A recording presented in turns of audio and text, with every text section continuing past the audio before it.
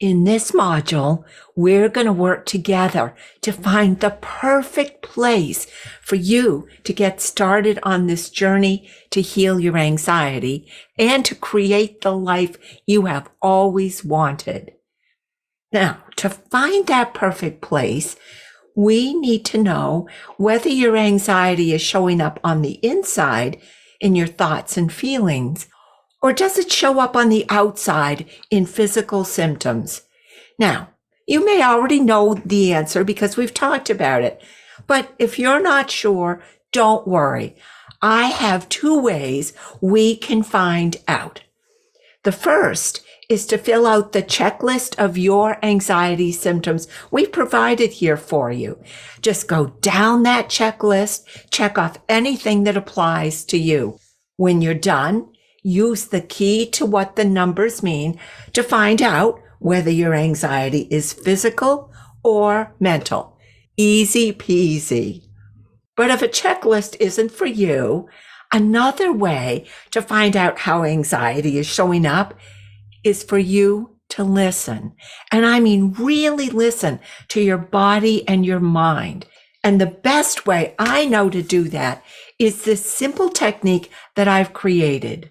This technique uses your breath and your sense of touch to connect your body and your mind, and then to focus on that beautiful connection between them. This is so powerful. I really hope you'll do this with me. All right, let's do it together.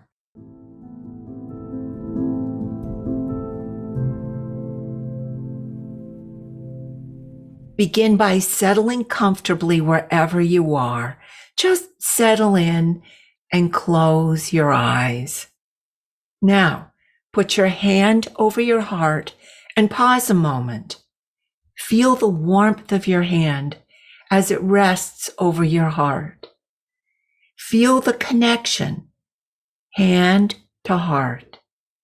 Now, begin to notice the rhythm of your breath as you breathe in and you breathe out. In and out. Feel how your heart beats under your palm. Notice how your chest and belly rise and fall as you breathe in and breathe out. Now, as you continue to breathe even more deeply, begin to notice your thoughts. What are you thinking? Are you thinking, hey, this is lovely, everything's fine, I feel good, nothing to worry about? Are your thoughts saying to your body, hey, body, safe for you to keep breathing, just relax and be at peace? If so, your thoughts are not making you anxious. On the other hand, if you are thinking about that ongoing battle with your ex, what you owe the IRS, and that rattling noise in your car, those thoughts are not telling your body to relax. Those thoughts are shouting at your body, hey, all is not well. Something awful is going to happen. Be on high alert, tense up, breathe shallowly, and for heaven's sakes, prepare for the worst, because it's about to happen. In that case, your thoughts are making your body tense. Your thoughts are the cause of your anxiety, which means your anxiety is showing up on the inside. It's an inside job. Okay, take another deep breath and let's continue to breathe even more deeply as you check in with your body. Notice, is your body tense, relaxed, tired, jittery, shaky? Is there a part of your body that's holding on to tension? Is that part tight or stiff? Does any part of your beautiful body feel achy or tense? Do you have any unexplained physical symptoms, a headache, a digestive upset?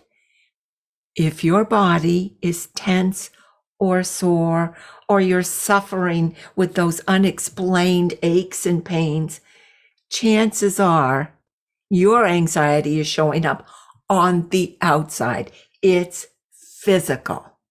All right, let's finish up by taking one last deep breath and opening our eyes and coming fully present.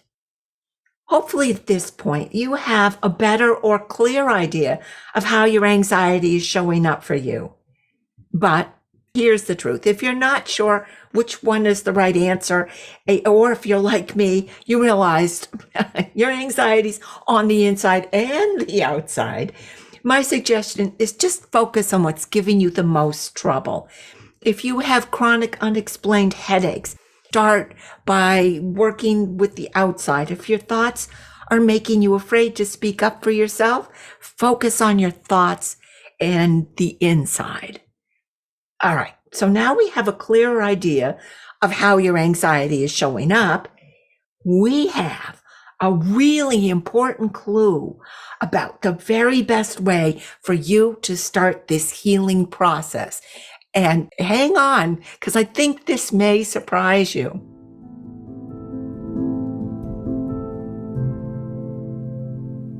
In Timothy McCall's book, Yoga on Medicine, he describes a study done by Jon Kabat-Zinn, who is the founder of the Stress Reduction Clinic at the University of Massachusetts, and he is just a world-class expert.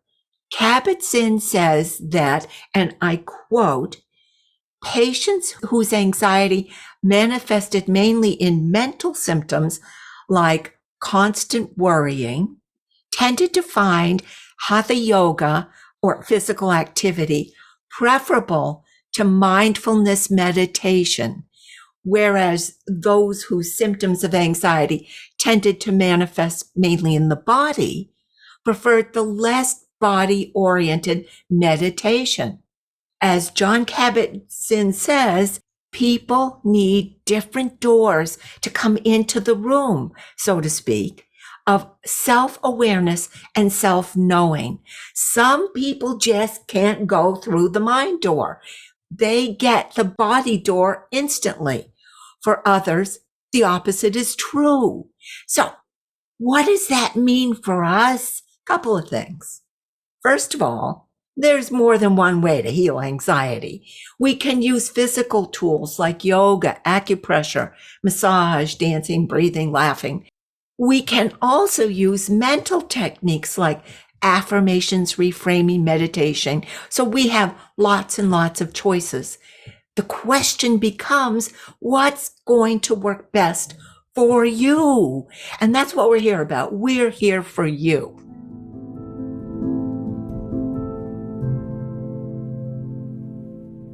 Kabat-Zinn's research gives us a clue about the easiest, best place for you to start. And this may feel counterintuitive, but Kabat-Zinn suggests when anxiety shows up in your body or physically, working with tools that use your mind are probably going to be more effective for you. So if you have those physical symptoms, where do you want to start?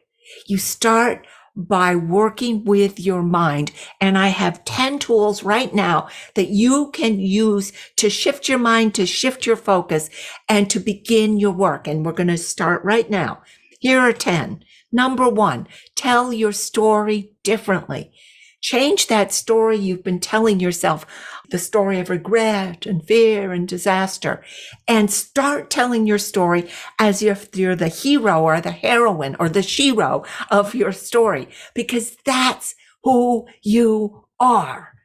2, visualize, practice visualizing positive outcomes, great things that might happen in the future. You know how you're always imagining those terrible things that might happen. At least I speak for myself. I am imagining all those terrible things. But you know what? I could allow myself to imagine all the good things that happen because no one knows what the future is going to bring. Why not choose to imagine the best? And I'm going to share. I'm all in on this one. Okay. Number 3 is the rule of 3. this is such a great technique for shifting the focus. And especially if you're feeling panicky or you're really having, an anxiety attack, this rule of 3 works so well. And it's so simple. It's 3 things when you're feeling panicky. Number 1, look around and notice 3 things in your environment. Just notice 3 things. Number 2, listen for 3 sounds you can hear. What do you hear around you? And number 3, move 3 parts of your body, and it can be any 3 you choose. Sounds simple, but it's really effective in those moments of panic. 4, read or listen to something uplifting. Have a good book by your bed or a great podcast teed up, ready to go. Really important to make your environment support your decision here. 5, practice affirmations. Now, an affirmation is simply a positive statement in the present about something you would like to have in your life. Doesn't have to be true, just has to be something you want. If you're looking for a job, you can affirm positively that you already have a job that you love, and your affirmation would be, I really love going to my job every day. Doesn't have to be true, does have to be positive. And you repeat that positive statement over and over. I think of practicing affirmations as a way to strengthen those positive connections in your brain, just the way doing push-ups strengthens those muscles in your arms. Just doing them every day makes a difference. 6, meditate and or pray, whatever works for you. Both great ways to quiet your mind.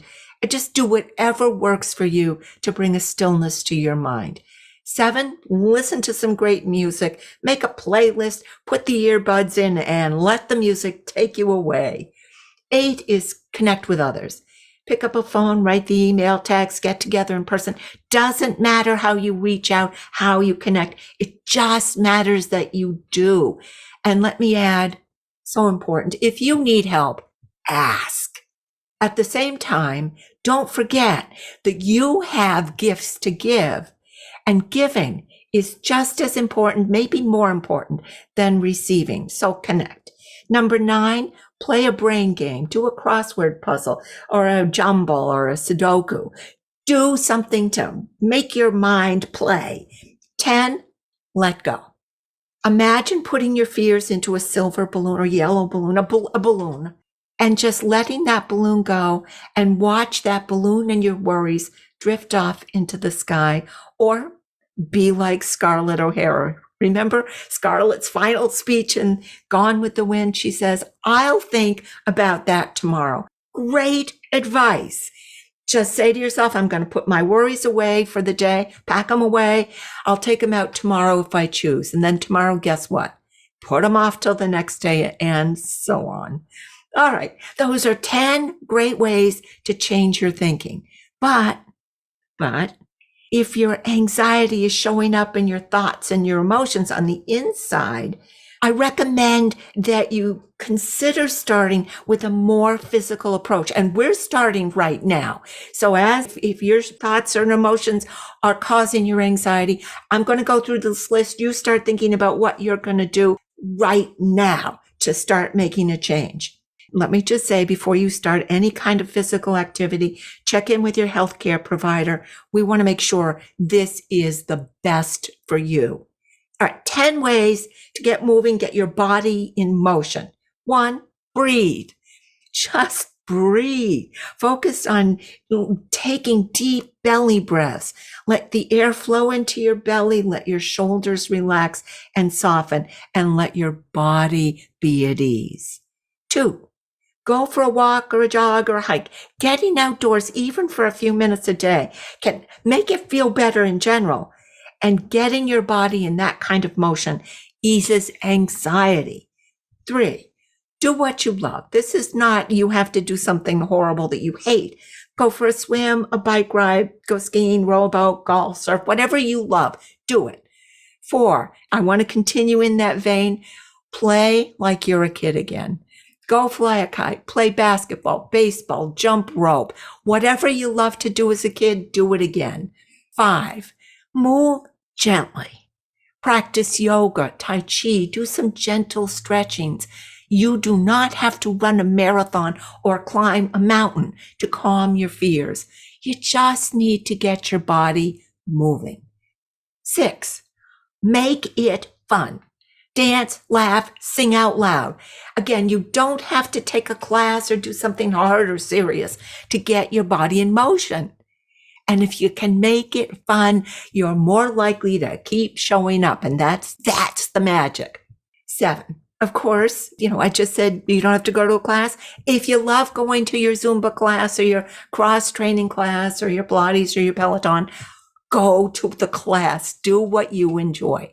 Now, 8 may surprise you, but 8 is get busy and do some household chores. Doing the routine chores is a great way to put your body in motion and will help cut your anxiety. Dusting, cleaning out closets, making beds. As long as you're moving, you are easing your worries. 9, garden work and working outdoors, just like indoor chores, outdoor chores, raking, mowing, weeding can help you relax and ease your fears. 10, tapping or EFT, emotional freedom technique. You may have heard about tapping. It's been very popular lately. It's a great technique. It works by using tapping. You gently tap on various acupressure points on your face, your upper body, and your hands while you focus on letting go of your negative thoughts. This physical technique can be a really powerful tool in calming your anxiety. And if you're interested, I recommend you read more about it, and we've offered you a link. All right. So now you have some great ideas about exactly where you should start the process of healing. Having that information is not enough. We are going to put those into motion right now. And I recommend you pick the one thing that resonated with you and that you commit to doing it right now, or at least sometime during the day ahead. Maybe do it today and then do it tomorrow. The trick to making any kind of change is to start small, but the trick is to start. Just do one small thing every day.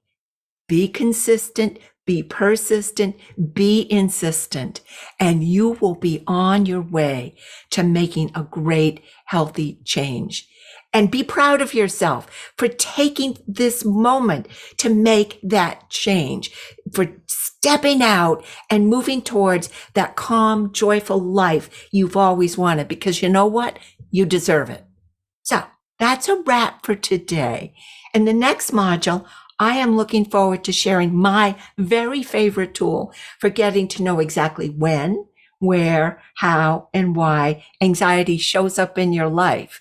And then we're going to talk about how to make that information work for you.